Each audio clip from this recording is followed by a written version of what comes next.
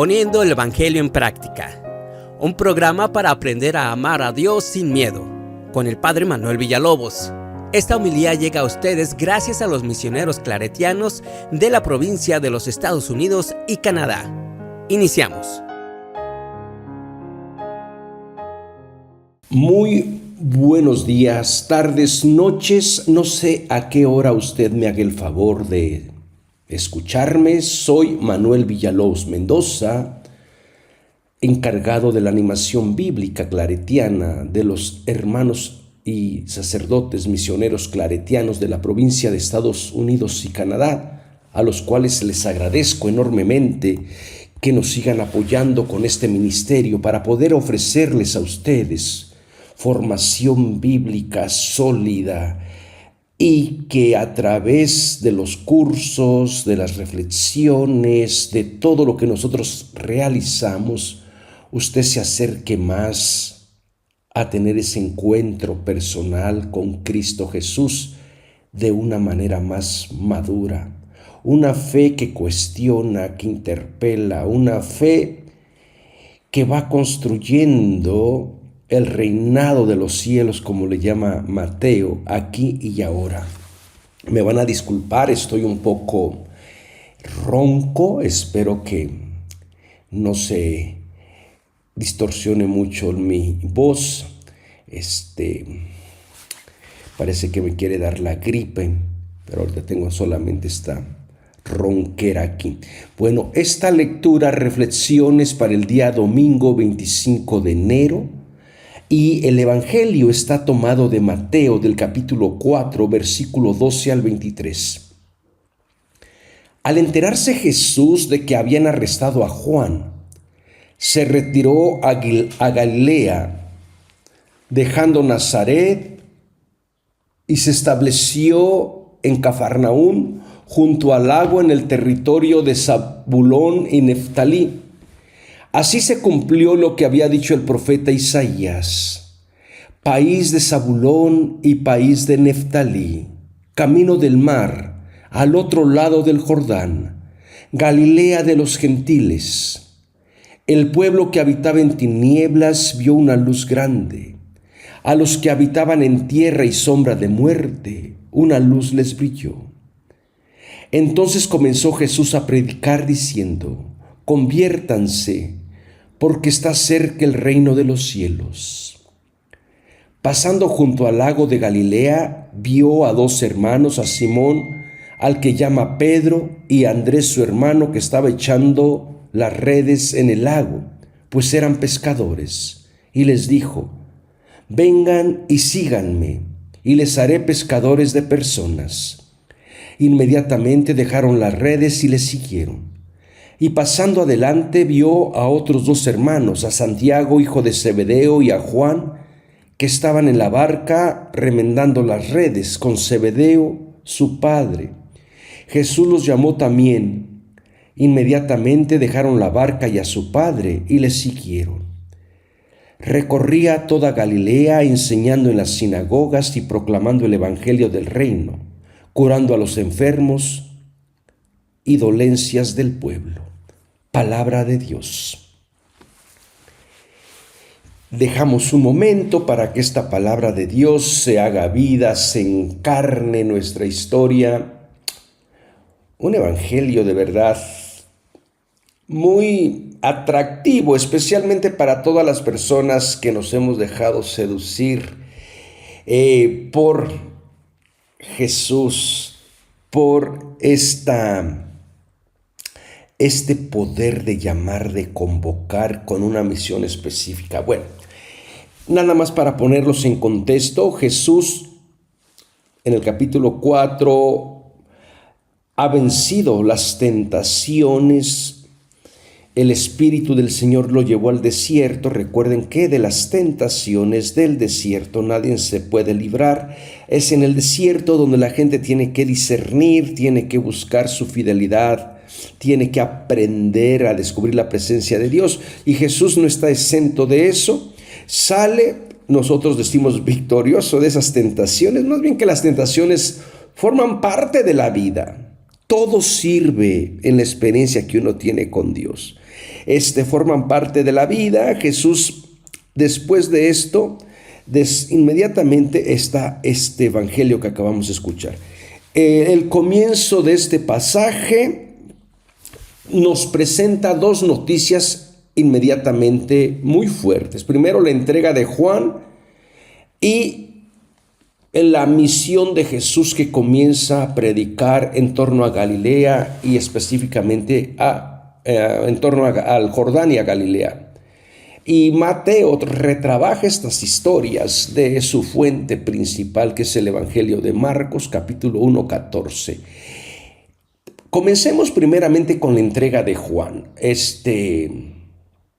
Fíjense que no se dice quién lo entrega. La oración está en pasivo, en el divino pasivo, ¿verdad? Y también Marcos lo tiene en el divino pasivo. Marcos 1:14 dice que se entera de la muerte, de la entrega de Juan. Da la impresión de que la entrega de Juan o la muerte de Juan no parece ser causada por Herodes, ni siquiera por la Herodías, ¿verdad? Recuerden que todo eso es una novela que está muy al estilo de las novelas clásicas de Judith, de las heroínas, ¿no? Donde una mujer, las mujeres siempre que en la Biblia a veces causan el mal a los pobres hombres, las desgracias, las tragedias, pero ese es un género literario muy estudiado. Entonces, ¿quién entregó a Juan? ¿O quién es responsable finalmente de su muerte? Marcos y Mateo utilizan el mismo verbo de paradidomai, que es la entrega, que se refiere a la entrega también no solamente de Juan, sino de Jesús. Ustedes lo pueden ver en Mateo 17:22, Mateo 22:20, en 18, 26, etc. Da la impresión que tanto Juan como Jesús fueron entregados, probablemente traicionados por la gente cercana, y esto duele más. Uno esperaría tener los problemas, las dificultades con la gente de afuera, pero casi siempre son la gente de adentro las personas que nos causan tristeza. Y bueno, no estoy para confesarme, pero todo este mes han sido un dolor de cabeza, no con gente de afuera. Uno ya espera los problemas con la gente de afuera, con la gente que no está todavía en el proceso o que está tratando de seguir el mensaje de Jesús. Los problemas más serios que uno enfrenta es con la gente que tú has preparado, con la gente que se supone que ya está en buena relación con el tipo de espiritualidad, de pastoral que tú quieres presentarles. Y resulta que estos son los que a veces te traicionan, toman el lugar de Judas. Hay muchos Judas infiltrados en los movimientos de vida, ¿verdad? Y parece ser que entonces la entrega tanto de Juan como de Jesús se da por medio de grupos allegados. Y no solamente de Juan y de Jesús. Por ahí les dije que el otro día que estamos preparando TikToks, así de un minutito, y allí también tengo uno que he titulado ¿Por qué Lucas no mató a Pablo? En el libro de los Hechos de los Apóstoles. A Pablo, al final termina el Hechos de los Apóstoles diciendo que recibía a todo mundo en su casa, hablándoles de Jesús a todos los que querían. Y desaparece. ¿Y por qué no nos dice cómo murió? Es muy probable que a Pablo también lo entregaran al emperador los mismos cristianos. No, si los celos entre nosotros, que si los celos tuvieran alas, volaríamos en primera clase, ¿verdad? Las luchas de poder que se desatan entre nuestros grupos. ¡Qué mezquinidad! Y cuántas lágrimas también, de verdad, literalmente, cuántas lágrimas ocasionan, cuánto dolor de ponerse uno a preguntar, bueno, entonces, ¿qué estoy haciendo? cuando veo que no hay cambio.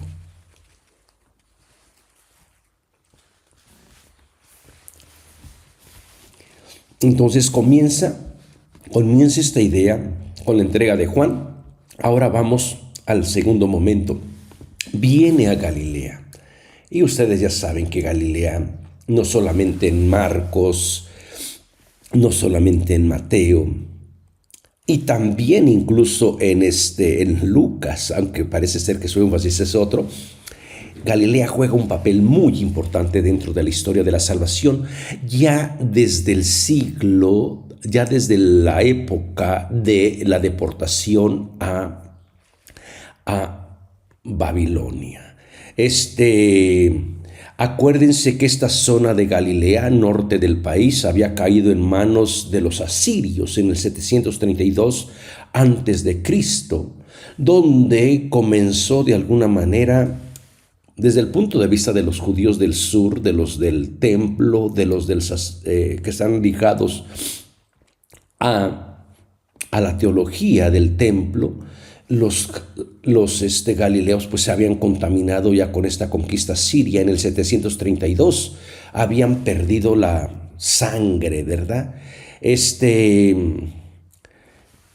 Entonces mucha gente comenzó a ver a los galileos ya no como judíos reales. Y el profeta Isaías en aquella época les abre un horizonte de esperanza para Galilea, rodeada de gentiles en la gran ruta del mar que unía a Siria con Egipto. Y es de allí donde está tomada esta frase, ¿no? La Galilea de los gentiles. ¿Qué nos dice? Tierra de Zabulón, Neftalí, camino al mar, al otro lado del Galilea de los gentiles. Bueno, todo esto les había brindado les había brindado esperanza para este pueblo. Así que, pues ya dentro de la historia de la salvación, Galilea está como destinada para ser la beneficiaria de las promesas de salvación. Aunque de hecho Isaías les había brindado estas profecías, les había dicho que los que habitaban en en las tinieblas iban a ver la luz, todas estas buenas noticias, pero sin embargo no se cumplieron. No se cumplieron, y claro, a los profetas y después a los evangelistas les va a tocar reinterpretar esas profecías de Isaías. Y una de las cosas que a los evangelistas les va a gustar es que va a comenzar todo en Galilea, por lo menos para Mateo y también para Marcos. Todo comienza en Galilea. Y también por allí brevemente parece ser que Lucas no pudo contradecir esto, porque en Hechos 10:13 dice que la cosa empezó en Galilea. Y aunque Lucas tenga el énfasis en Jerusalén, en el templo, tiene que reconocer que esta manera del reinado que proponía Jesús comienza en las aldeas, en la periferia, en el margen, con todo lo que implica ser Galilea, con todo lo que implica del no tener buena reputación, no ser reconocido como un judío puro de cepa, o creerse que su sangre se ha contaminado. Todo comienza en Galilea. Recordemos también, por otra parte, que Pablo predica más en los aspectos urbanos, ¿verdad? Y por eso es que nunca menciona a Galilea. Y también tenemos que volver otra vez a situarnos dentro del papel que juega Galilea dentro de la historia de la salvación. En las referencias bíblicas, comenzó ya desde el libro de los Jueces, en el capítulo 4, versículo 5, se menciona Galilea con el episodio de Débora y con Yael, las dos matriarcas que son las que salvan prácticamente a todos los personajes del libro de los Hechos, ¿verdad? Y también el ciclo de Elías y de Eliseo, que comienza en Galilea, Primera de Reyes 17:21, que formaba parte del reino del norte. Pero, como les dije, Galilea cae pronto en mano de los asirios en el año 735 a.C. Así que estas grandes ciudades pronto quedaron desoladas a partir del siglo VII antes de Cristo, tras la conquista de Asiria. Galilea pierde su importancia económica, política, religiosa sobre todo, y queda prácticamente abandonada socialmente y económicamente. Sus ciudades quedaron despobladas a merced prácticamente de la gente más rica de su entorno. Y desde el punto de vista, como les decía, de los de Jerusalén, Galilea solamente era una zona de tinieblas, sombra, de muerte, de pecado, porque de allí no podía salir absolutamente nada, ¿verdad?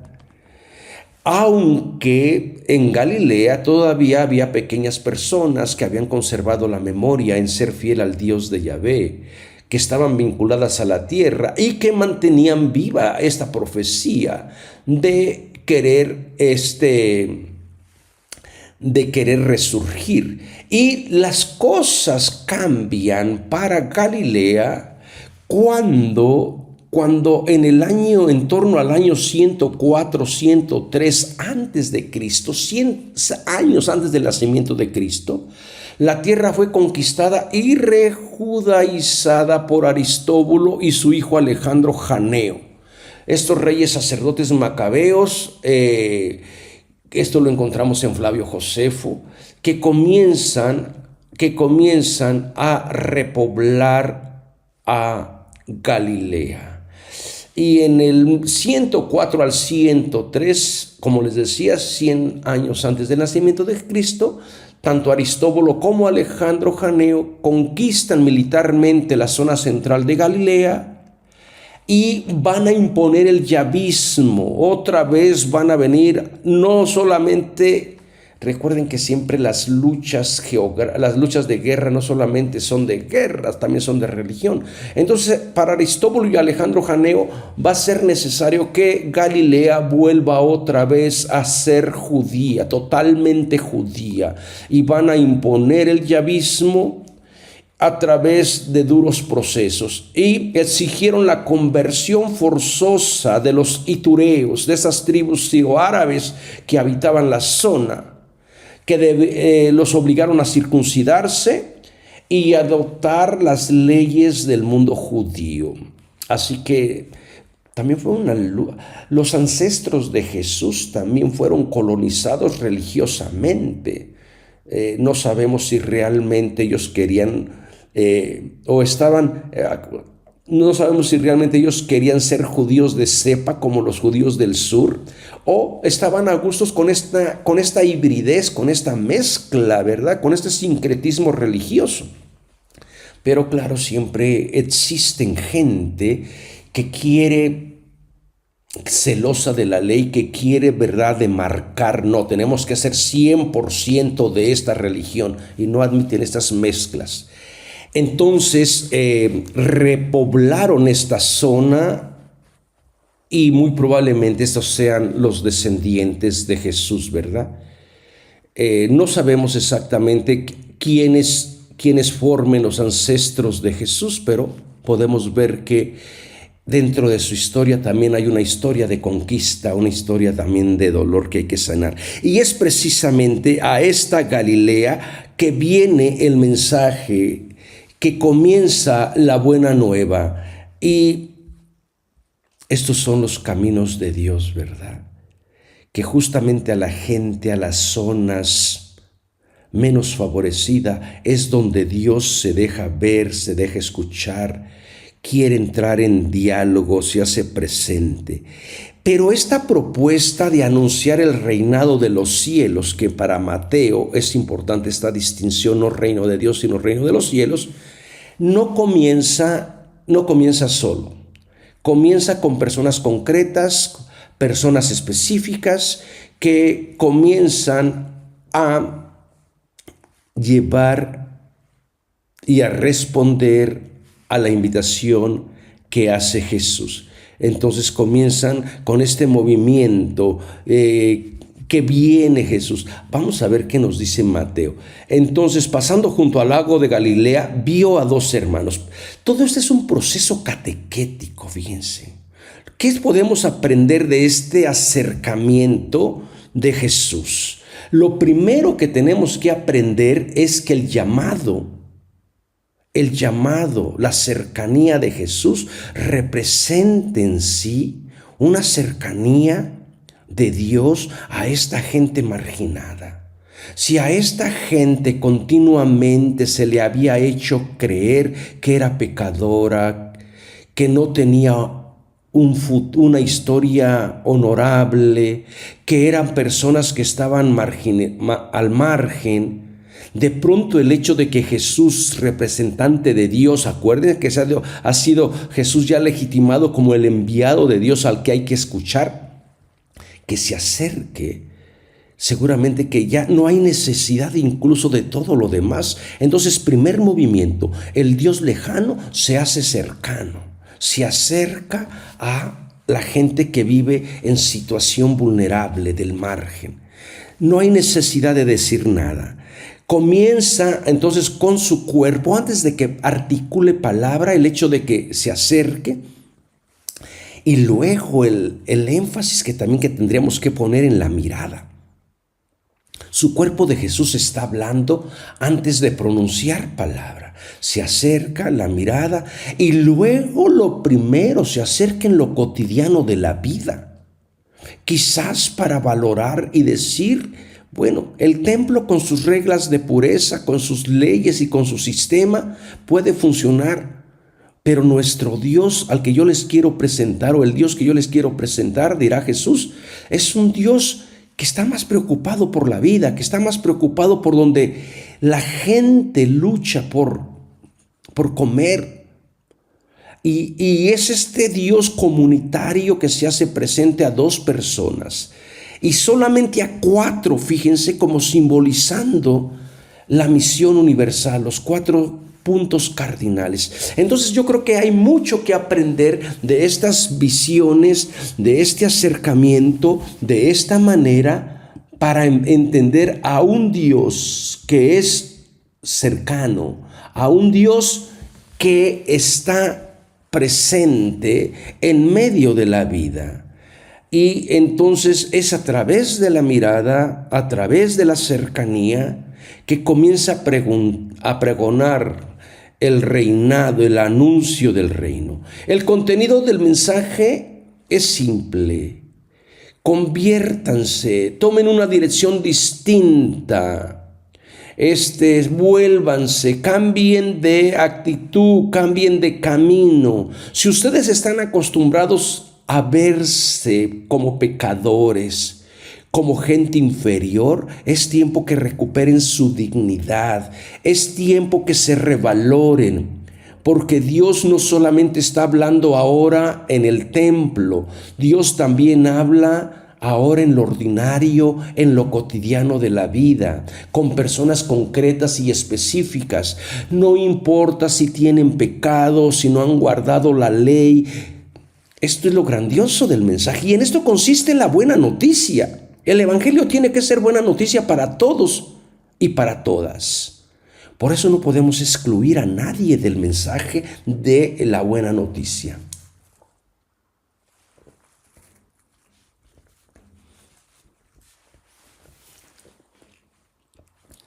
Y en este mensaje de buena noticia tenemos que descubrir quiénes son los recipientes, quiénes son los favorecidos. Estas cuatro personas representan a toda esta comunidad esclavizada, colonizada religiosamente, separada, marginada y también empecatada. Les pusieron tanto pecado por no poder cumplir las reglas de pureza que no se reconocían como persona. Pero para esa gente viene Jesús con su idea de un Dios cercano, de un Dios de lo cotidiano, de un Dios que mira con amor. La mirada de Jesús representa al Dios de la Biblia, de la tradición bíblica, del Erroí, el Dios que ve, el Dios que cuida, el Dios que bendice, el Dios que no es indiferente al sufrimiento de la persona.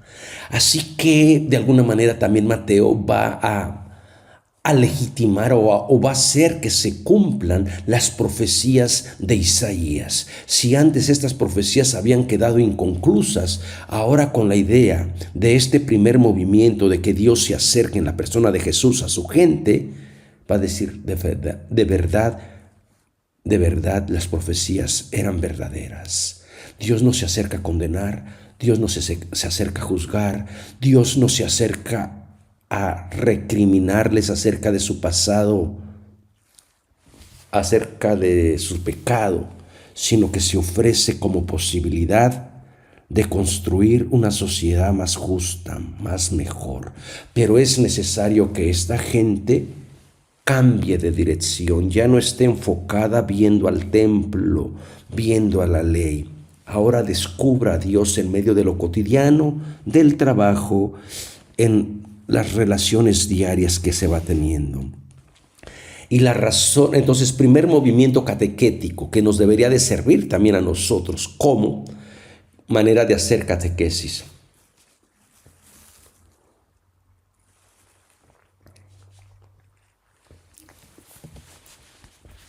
Hago un paréntesis aquí. Si observan o es un silencio, es el momento que tomo para tomar miel con limón. ¿Ok? Entonces, volviendo al tema, es necesario que la comunidad ya no se centre tanto o no vuelva la vista a Jerusalén, porque de allá no va a venir la salvación. Porque Jerusalén representa el poder, la teología dominante. Y aquí sería un momento también importante para nosotros de decir, ¿a dónde hay que voltear ahora?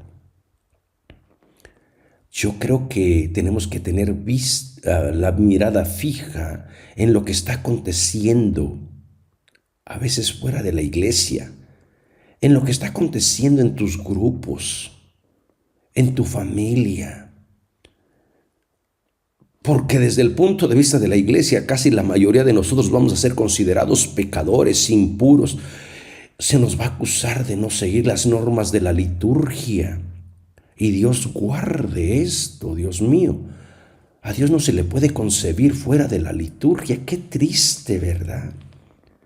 Qué triste cuando nuestra mente o nuestras luchas de poderes quieren manipular a Dios para decir solamente actúa a través de los sacramentos.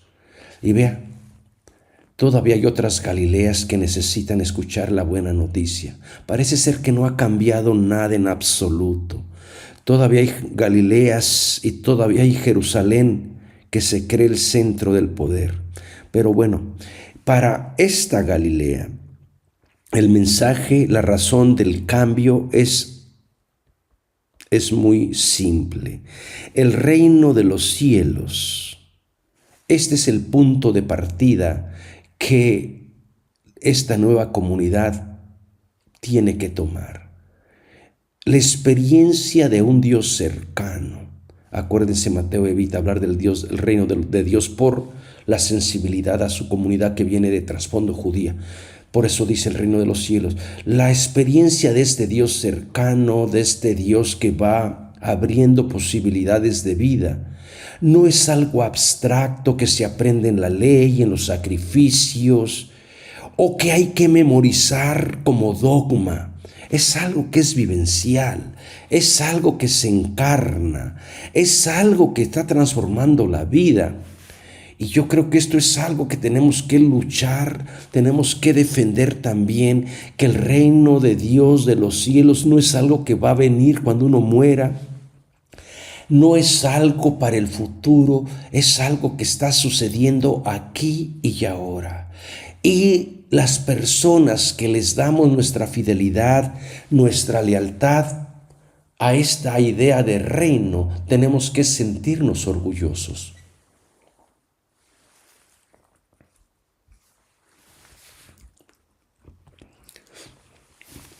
Entonces, con esta idea, comienza el mensaje. Porque esta idea del reino para Mateo va a ser realizado en obras, en palabra y en obras. Mateo 4:23, 9:35.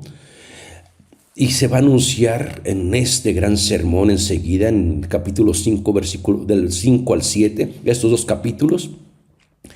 Y todos los relatos y milagros de Jesús están condensados para explicar exactamente en qué consiste este reino, en esta proclamación del reino. Proclamación del reino que se extiende y que se extiende con personas o se proclama con personas concretas y específicas como a las que hoy Jesús está llamando. Entonces, podemos ir viendo que esta llamada no depende de uno, no depende del templo, no depende qué bueno uno es, o si cumple esto o no cumple el otro. La llamada a formar comunidad depende única y exclusivamente de Dios. De Dios que llama, Dios que toma la iniciativa, y diera la impresión de que Dios Jesús no es buen rabino porque llama a cualquier tipo de persona, llama a pecadores, a impuros, pecadores públicos que cobran impuestos para Roma, mujeres, prostitutas, enfermos, poseídos. Y justamente para todas estas personas hay una propuesta de vida. Hay una propuesta y también una denuncia para los que se creen ya llamados desde siempre. Jesús no llama a los escribas, ni a los expertos en Sagradas Escrituras, ni a los profesionales del culto, de la liturgia. ¿A quién llama? A todo mundo. Llama a pobres pescadores. Llama a 4 pescadores de ellos, no a 12, como se supone después en Mateo 10, 1, 2. De manera que podemos decir que la llamada de estos cuatro hombres representan a los 4 puntos cardinales de la tierra. Y desde aquí va a ser un llamado universal, donde todas las personas son llamadas. Imagínense la imagen esta de la parábola del pescador que avienta la red y saca todo tipo de peces. Es cierto que a veces salen pirañas que te quieren comer, ¿verdad? Pero el mensaje se tiene que dar a todo mundo. Se tiene que tirar la red de un lado, del otro lado, y bueno, ojalá yo no pudiera decir yo no escojo a este, yo no escojo al otro, porque uno dice, ay Dios mío, cuántos chismes, cuánta lucha de poder. Pero es la pesca universal. Y ya cuando venga la pesca escatológica, que cuando el pescador se siente y comienza a separar a los peces, pues entonces eso ya le pertenece a Dios, eso yo ya no me meto ahí. La propuesta nuestra es tirar red, convocar para la pesca universal, para toda la humanidad, especialmente para la gente que se siente o que está abandonada. Fíjense que juega mucho con la idea de vengan y les haré pescadores de personas. Esta es una imagen que utilizaron mucho los profetas. Una imagen que tenía que ver con conquista, con una pesca no para la vida.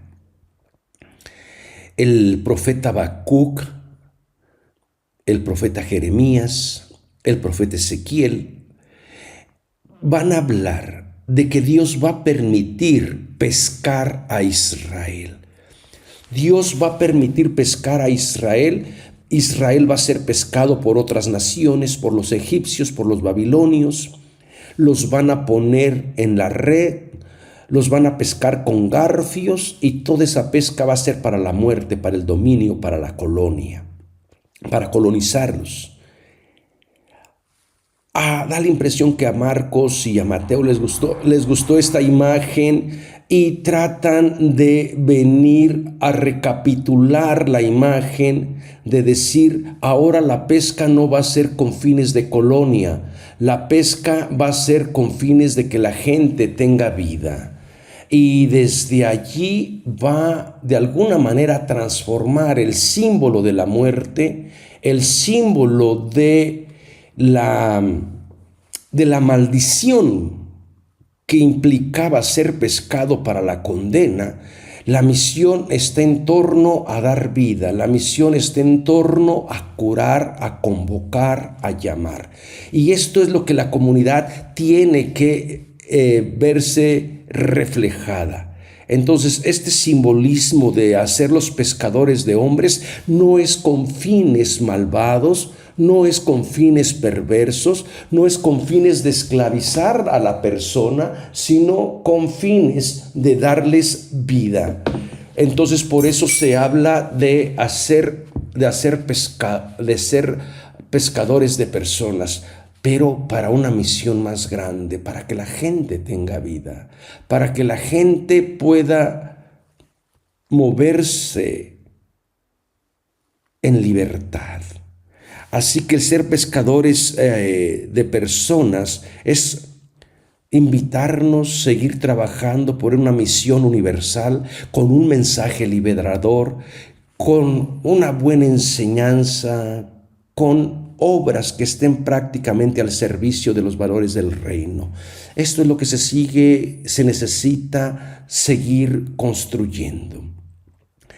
Y la idea de 2 en 2 parejas de hermanos no es una llamada a vivir aislados, a vivir lejos o a vivir fuera en la montaña, en los desiertos.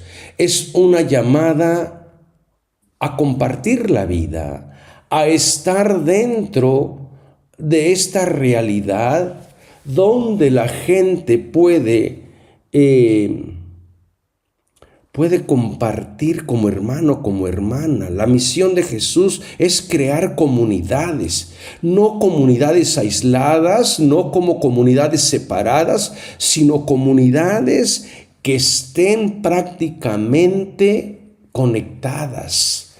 Misión compartida, ¿verdad? Diríamos ahora. Jesús no fue un místico que se separó del pueblo o como un ermitaño que se fue al desierto. No. Jesús se ve en momentos claves a tener un contacto profundo con Dios, pero regularmente es Jesús que vive en la comunidad, formando comunidad, creando comunidad. Y desde allí Jesús comienza esta idea de crear una comunidad compartida. Una comunidad que ya se anunció desde el inicio, que tiene que romper, que tiene que convertirse, que tiene que separarse, y por eso también esta nueva comunidad a veces exige una ruptura. Hay que dejar redes, barca, trabajo, familia y sobre todo la figura del Padre, porque se va a formar una familia diferente. Jesús no quiere que la gente viva sola. Lo que está invitando Jesús es a crear una nueva comunidad, una nueva familia que nazca, que sea fruto del amor, de esta conversión interior, que ya no tenga nada que ver con los lazos de la sangre, de la etnia, de la raza, y sobre todo que no esté atada a la figura patriarcal del Padre. Esta es una familia nueva que nace de una nueva experiencia, donde todo mundo puede ser familia, puede ser hermano, hermana, si oye, si escucha la voluntad del Padre. Entonces, y a veces no va a ser fácil. Por eso es que les decía que este es todo un camino discipular, todo un camino donde la gente va a tener que aprender a vivir de una manera diferente. Y por eso implica cambios, reorientaciones. El encuentro con Cristo no te puede dejar indiferente. Si realmente has encontrado has encontrado esta Esta idea de Jesús, te has encontrado con Jesús, te tiene que transformar, te tiene que ayudar, te tiene que invitar a ser diferente en tu persona, en tus palabras, en tus gestos, ser diferente. Porque hay que romper con toda situación que esclaviza, con toda situación que no le permite a la persona florecer. Y esta misión, que es primeramente llamado de Dios, quien llama a todo mundo, que invita a la ruptura, que es misión compartida, está en función del servicio. Un servicio desinteresado,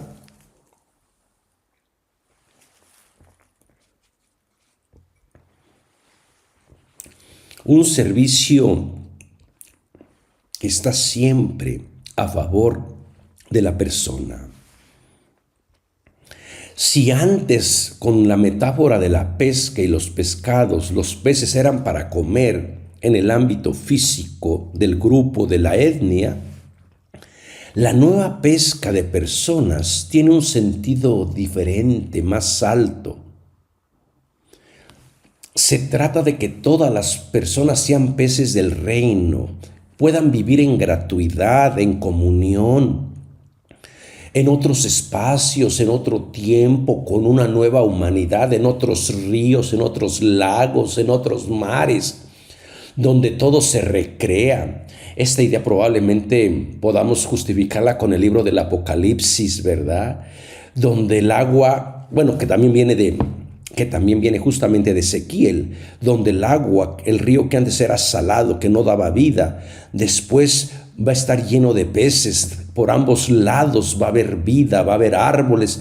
Todo este simbolismo, es decir, ya no, la pesca no solamente va a alimentar el cuerpo físico de la persona que pertenece al pueblo de Israel o al pueblo de Galilea, o practica el yavismo o está sujeto a la ley de pureza. En esta nueva pesca, todas las personas van a ser peces, si es que nos sirve esta imagen, no para ser pescados para la colonia, para la conquista, para la opresión, sino ser peces para que se pueda nadar como pez en el agua, dicen en México. Cuando una persona le va bien, anda como pez en el agua, cuando todo está bien, cuando todo tiene vida. Y yo creo que esto es a lo que estamos llamados e invitados. Así que la misión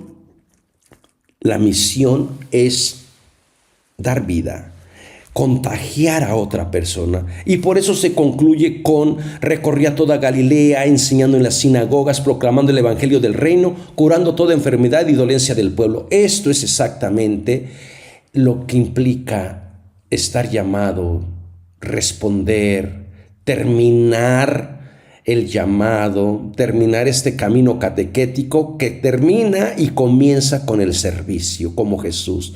Recorrer las Galileas, las periferias, anunciarles a la gente excluida, invitarles a que descubran al Dios amor, al Dios vida, al Dios que no condena, al Dios que no juzga.